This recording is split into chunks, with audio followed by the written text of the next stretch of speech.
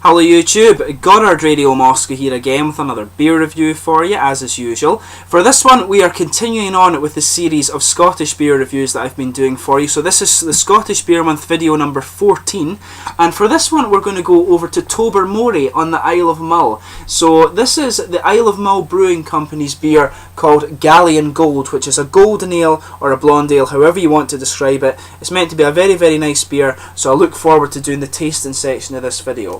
So as is usual with my beer reviews then, I'll take you through a very short history of the brewery. It is very short for this one, but if you don't want to stick with me for that, feel free to fast forward a few minutes into the video and you will get straight to the tasting section. The brewery website is in the video description for you below, along with a link to my reviews that I will hopefully add in the future from the Isle of Mull Brewing Company. So anyway, as I mentioned to you, the brewery are based in Tobermory in the Isle of Mull, a very scenic part of the country. If you're ever watching my reviews from outside of Scotland and you fancy a visit, I would highly recommend that you actually go and visit the Highlands and the Islands and things like that. Very beautiful part of country. The west of Scotland is probably all the bits that you'll see on TV over where you're living.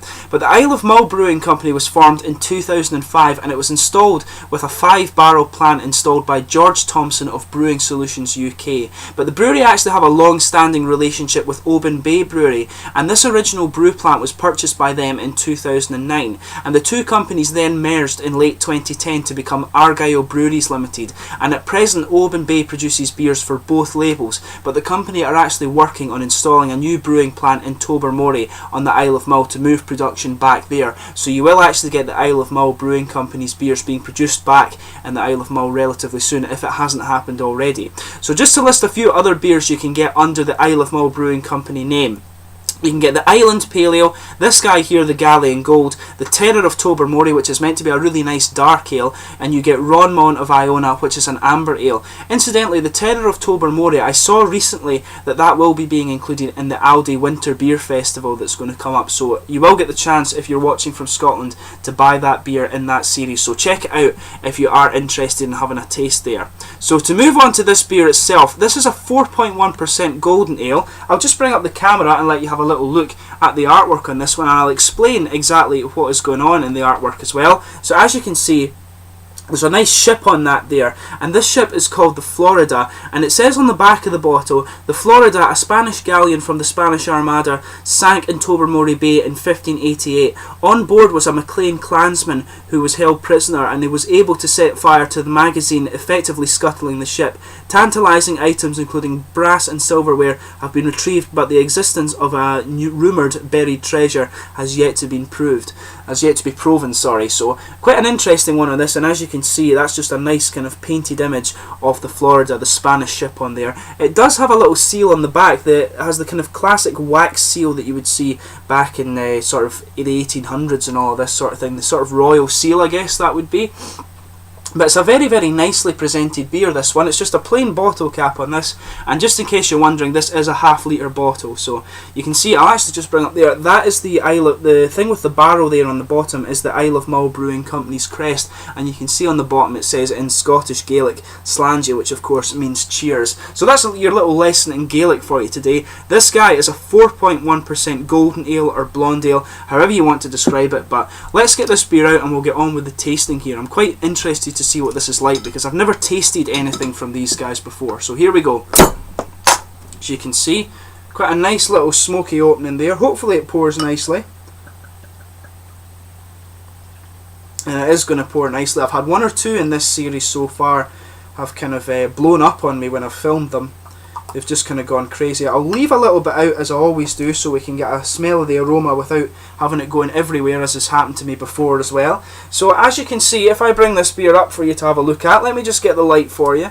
You can see that it's poured a really nice kind of clear golden straw colour, just slightly opaque but mainly transparent. You can see my fingers if I put them behind it, and there's just about a solid kind of half finger or so of a frothy white head there. There'll probably be more when I actually complete the pour of the beer, and there are a few kind of big bubbles just going up towards the bottom of the head there. Really nice looking beer, this one, so let's give it a smell and see how we get on here.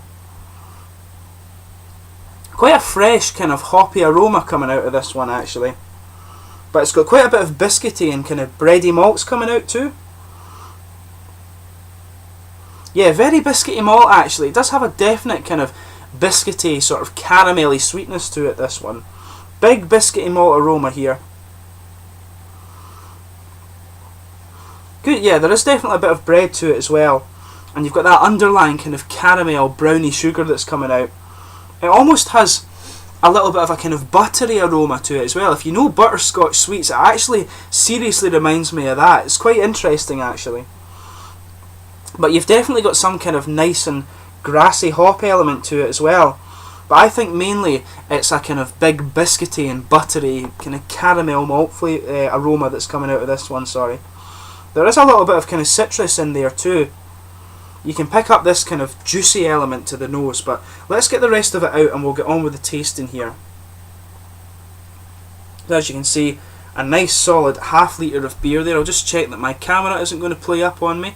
Just get the beer right back in place, and there we are. So we'll get on with the tasting of this guy now. So as I mentioned to you, this is my first encounter with the Isle of Mull Brewing Company, and hopefully it's not the last one. So this is their Galleon Gold, which is a 4.1% gold nail blonde ale, however you want to describe it. So here we go. Cheers.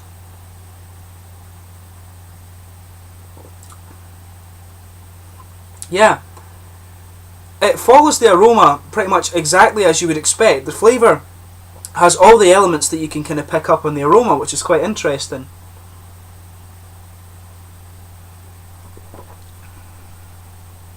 It has, there's the only thing that isn't really present in the aroma that I think in this flavour is a little bit of earthy character that comes out in the latter part of the beer. But you open up a really nice, quite sweet, biscuity malt in this one, and it really does have some element of a kind of butterscotch character that just goes around the back edges of the tongue there. It's really, really nice.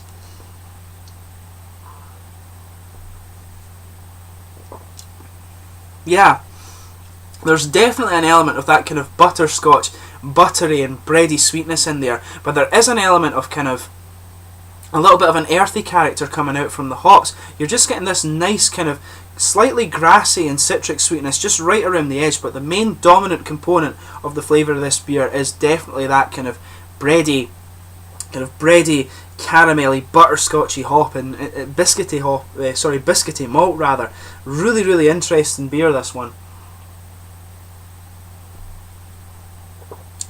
This one, I have to admit, with the flavours that this one's given out, I think this would be even better as a cask ale. I would wonder how well the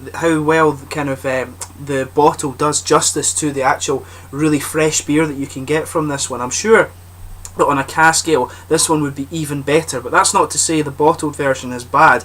I can just get the feeling that this, with being a very malt forward beer, I think that it would be even better on tap actually.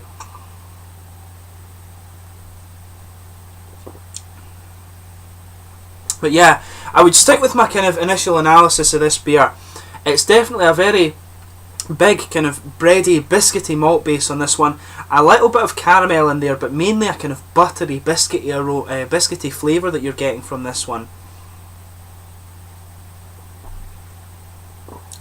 It comes in like that with a nice kind of sweetness going around the edge of the tongue, and it just spreads over.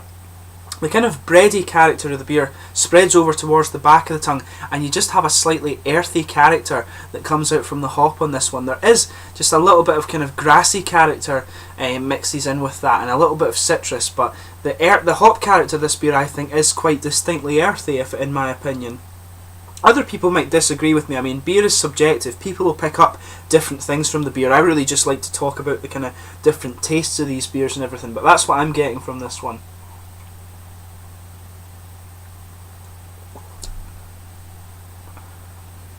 One thing I would perhaps say about this beer as well actually is that it maybe does have just a little bit of a nutty flavour to it as well.